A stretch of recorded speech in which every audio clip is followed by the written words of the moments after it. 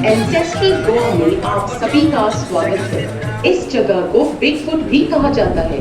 यहाँ पर सैकड़ों साल पहले एक ऋषि ने तपस्या करके देवताओं को इतना प्रसिद्ध किया कि उसे सीधे स्वर्ग में उठा लिया गया। इस व्यक्ति के पैरों के निशान यहाँ पाए जाने के कारण इस जगह का नाम मुख्य प्रवेश द्वार के ऊपर जो कपड़ा है वो पंखे के रूप में इस्तेमाल होता था। खंबे पे बंधा हुआ यह गाढ़ा कपड़ा एक रस्सी से खींचकर हिलाया जाता था। हवा में हलचल होने से शीतल वातावरण बनता था। वो अपने कंधों या सिर पर उठाकर चलते थे। आपके आगे जो तस्वीर है वो संत मीराबाई की मूर्ति की है, जिसे केवल एक ही लैटराइट के पत्थर से तराशा गया है। अब कृपया बाहर चलकर सदियों पहले के गोवा का दृश्य अपनी आंखों से देखें। इस खास तैयार किए गए गांव से आपको साउंड सिस्टम के माध्यम से जानकारी दी जाएगी। ध्यान से सुने और आपसे कथाओं के अनुसार पूरा कोकण प्रदेश समुद्र का भाग हुआ करता था। भगवान विष्णु के छठे अवतार भगवान परशुराम ने सह्याद्री पर्वत पर खड़े रहकर अरबी सागर में तीर मारा। उस स्थान तक समुद्र का पानी पीछे हट गया और कोकण सहित गोवा का निर्माण हुआ। इस भूमि के विधाता का सम्मान करने के बाद 7 सीढ़ियां चढ़कर जो यहाँ के मुग्धों या देखभाल करने वाले थे, जमींदारी के कामकाज और खाते लिखने के लिए इन्हें नियुक्त किया जाता था। वर्तमान काल में खाते लिखने का काम अकाउंटेंट का है। कृपया आगे बढ़ें। यहाँ पर डीमो अपने प्रदेश में आपका स्वागत कर रहे हैं।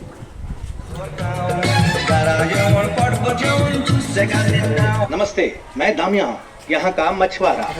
पर आप लोग मुझे इस तरह घूर घूर के क्यों देख रहे हैं? मेरे आवरण की वजह से? अरे बाबा, ये तो हम गोवा वासियों का बरसाती चढ़ावा है। पूरी तरह ताड़ के पत्तों से बना ये चढ़ावा हमें बारिश के पानी से और कड़ी धूप से भी बचाता था। पूरी तरह प्राकृतिक होने की वजह से ये बायोडिग्रेडेबल भी था। क्यों? हम लोग सच में थे ना पर्यावरण के अनुकूल। यस।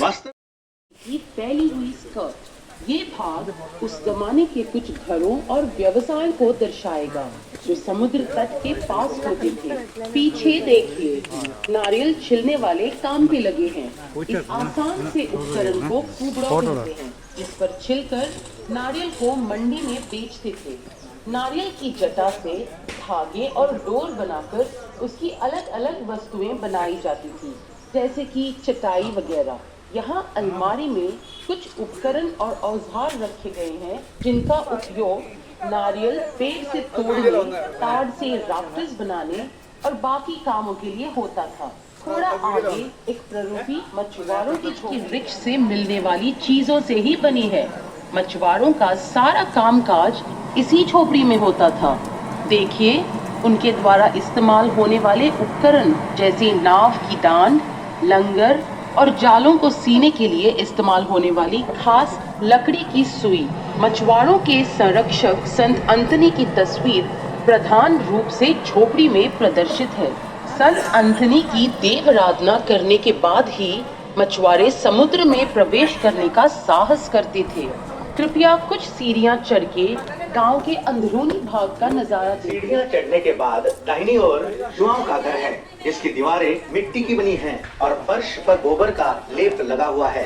परंपरा अनुसार जो कपड़े वो पहनते वो बालकनी में लटकाए हुए हैं। महिलाओं का कापड़ और पुरुषों की काष्टी। एक ही आकृति में पाया जाने वाला ये कापड़ 3 रंगों में पाया जाता है। जुआओं की पत्नी कातरीन लाल रंग का कापड़ पहनकर बालकाओं में बैठी चावल चुन रही है। गोवा में किसान संतुष्ट रहता था। उसके होठों पे गीत और दिल में उमंग भरी रही थी, जिसे वो गानों से अभिव्यक्त करता था। उसके गानों को संगत देता उमोट, एक प्रकार का तबला जिसे मिट्टी के मटके के एक भाग को चमड़ी से ढककर बनाया जाता था।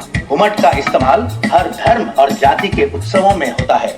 ऊपर आपकी बाईं ओर टॉडी टेपर मार्टिन है, जो नारियल के पेड़ पर चढ़कर उसका अर्क निकालता है।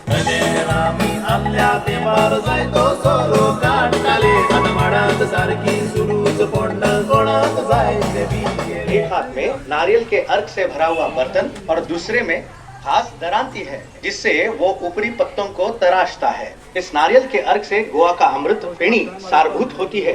आपके पीछे गौशाला है, जो हर घर में पाई जाती थी। जमीन खोदने के सारे उपकरण जैसे हल, मिट्टी बराबर करने का लेवलर आदि यहाँ प्रदर्शित है। हर गाय या बैल के गले में अलग घंटी बंधी रहती थी, ताकि किसान उन्हें घंटी की आवाज से पहचान सके। क्या आपकी नजर कांच के गिलास में रखी हुई बीड़ियों पर पड़ी? ये अलग अलग प्रकार की बीड़ियां कटहल, केले या कूड़ों के पत्तों में तंबाकू को लपेटकर बनती थी। यहाँ गौर करने वाली बात यह है कि हर गौशाला के ऊपर कछुए का कवच रखा जाता था। मान्यता ये थी कि इस कवच का पशुओं पर शांत प्रभाव पड़ता था। ये मटका जो आप देख रहे हैं, ये मामूली नहीं है।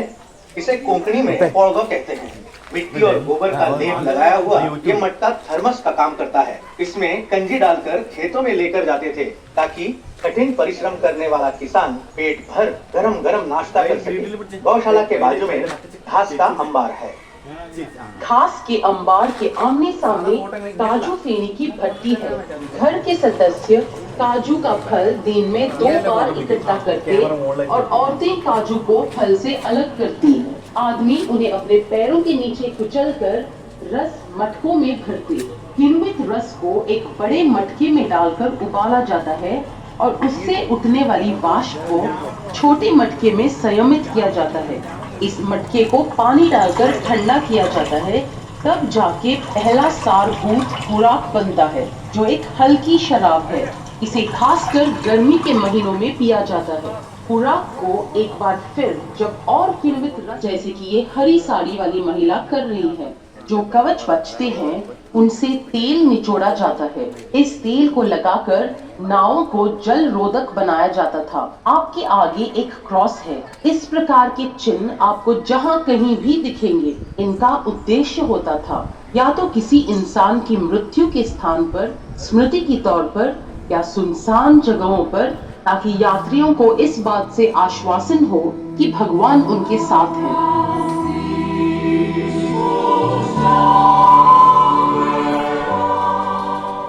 आपकी दाईं ओर माचील है। आप उसमें बैठकर गोवा के स्थानीय लॉर्ड होने का अनुभव ले सकते हैं। चाहे तो तस्वीरें भी खींच सकते हैं, लेकिन कृपया शीघ्र क्योंकि आप को एक पावन पशु माना जाता है। ये झरना गांव वालों की जरूरतों को पूरा करता था। पशु इसके पानी से ठंडक लेते थे और महिलाएं यहाँ पर कपड़े और बर्तन धोती थी, जैसे कि आप शांतु को करते देख रहे हैं। झरने के बाजू में लेटराइट के पत्थर से बने इस टब में कपड़े भिगोए जाते थे और रीटा से इन्हें धोया जाता। चलिए आगे बढ़कर नंदू से मिलते हैं, जो इस गाँव का कुम्हार है।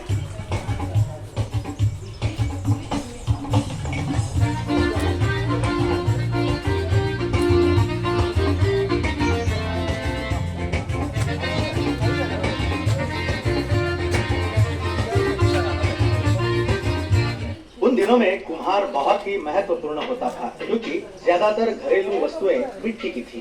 इन बर्तनों को बनाने की विधि के अलग अलग पड़ाव यहाँ प्रदर्शित हैं। मिट्टी को छानने से लेकर कच्चे बर्तन को पकाने तक। नंदू के बगल में इनास का घर है। इनास एक बढ़ई है और उसका घर भी उसका कारखाना भी है। पर्दे के पीछे उसकी बीवी बच्चे को खाना खिलाती दिख रही है। उस जमाने के बढ़ई पश्चिमी तरीके को भारतीय नमूने से मिश्रित कर वाकई में कलात्मक फर्नीचर तैयार करती थी। പ്രതിമ മേടിക്കേണ്ടി വരും. കമ്മൽ ഐസ്ക്രീം പല്ല് പോകൂലേ ഇല്ലേ? എന്താ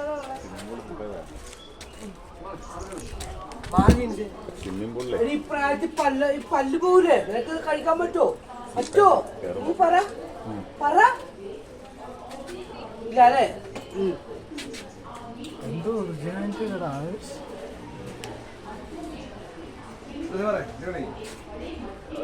അല്ല പൊന്നു ചാച്ച, ചെരുപ്പ് ഇങ്ങനെയല്ല അടിക്കണത്.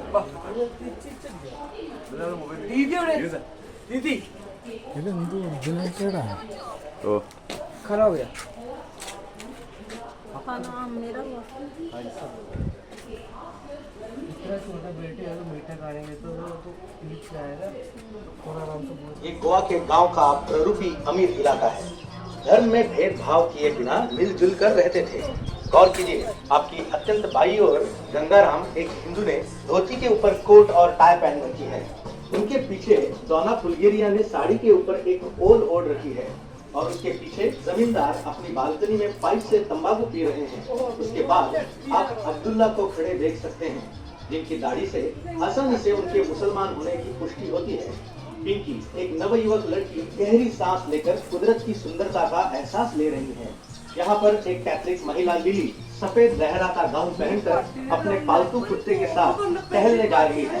उनका सेवक उनके लिए छाता लेकर पीछे टहल रहा है। थोड़ी दाईं तरफ एक हिंदू महिला लता अपने घर से दिवसा लेकर मंदिर के लिए और भी बहुत सारी घरेलू इस्तेमाल की वस्तुएं उनका साथ आपके नजदीक दाहिनी ओर कंगन वाला विभिन्न प्रकार के खंड ഇതിനെന്താ ആരെ എന്നോട് മിനിഞ്ഞാന്ന് ഞാൻ പറഞ്ഞോണ്ടിരിക്കണ क्या आप जानते हैं गोवा के पिछले जमाने में एक औरत की जिंदगी के अलग अलग നീ വല്ല കളിയപ്പെട്ടാ ഫ്രീ നോട്ടായിട്ട് കേസ് വന്നിട്ടുണ്ട് അന്തരം 3 വർഷമാണ് काले रंग की चूड़ियां बच्चों को बुरी नजर से बचाती थी। ആ അവള് ഞാനും കൂടിയല്ല മറ്റേ കേസിനകത്ത് के पीछे ऊपरी सतह के जो घर है उसमें आनंद रहता है। हिंदू घरों के आंगन में तुलसी का स्थान प्रमुख होता है। यहाँ आनंद का परिवार भगवान गणेश की आराधना करते हुए दिखाई दे रहा है।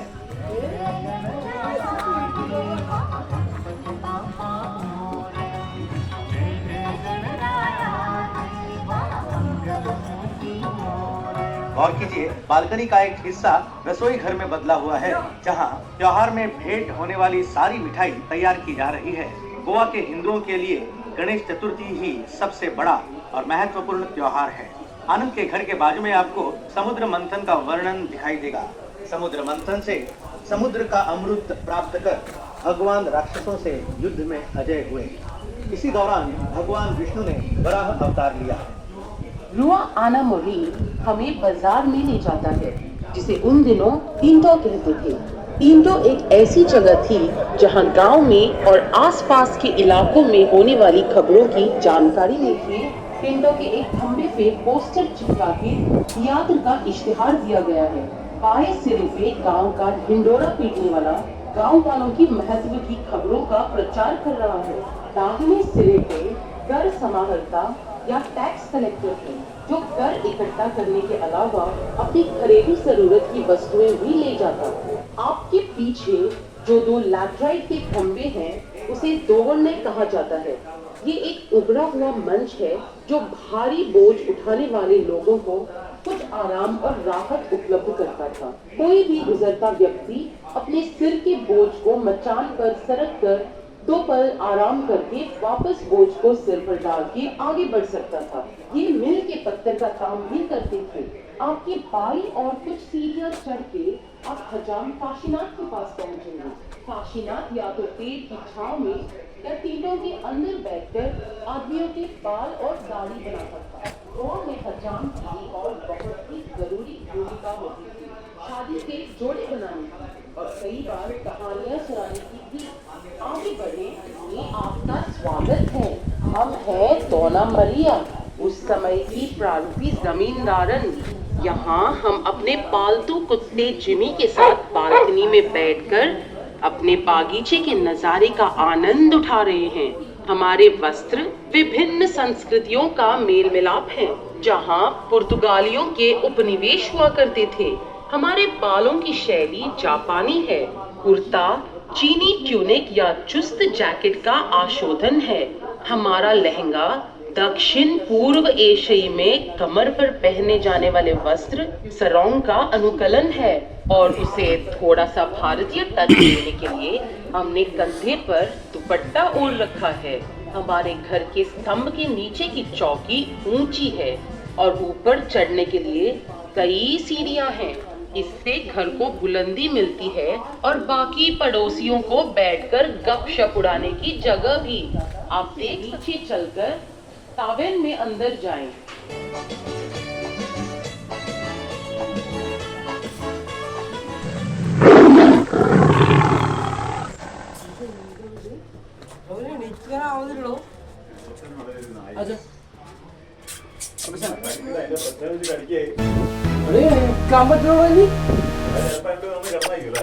ഇല്ല എണീക്കാൻ പറ്റില്ല നീ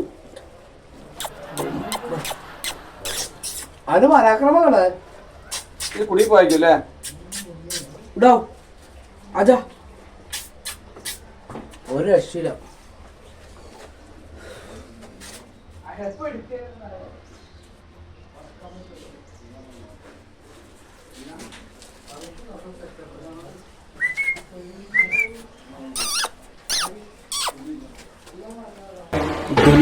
सबसे खतरनाक जानवर।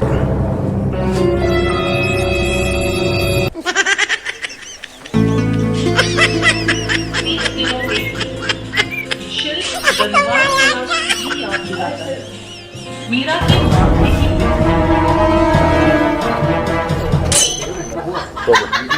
अरे मैं बैठ कर क्यों यार पीछे कोई अरे ये तो लेमन ले कौन ट्राई किया है वो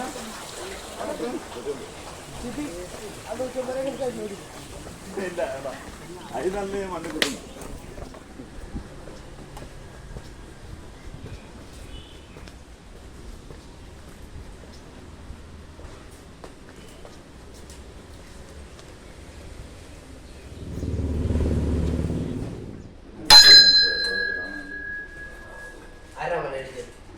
നിനക്ക് ഇന്ന് യൂട്യൂബായിട്ട് പോലെ എനിക്ക് ഞാൻ ഓഡിയൻസ് ഇതാ കണ്ണുതാ സിമാറെ എത്തില്ലേ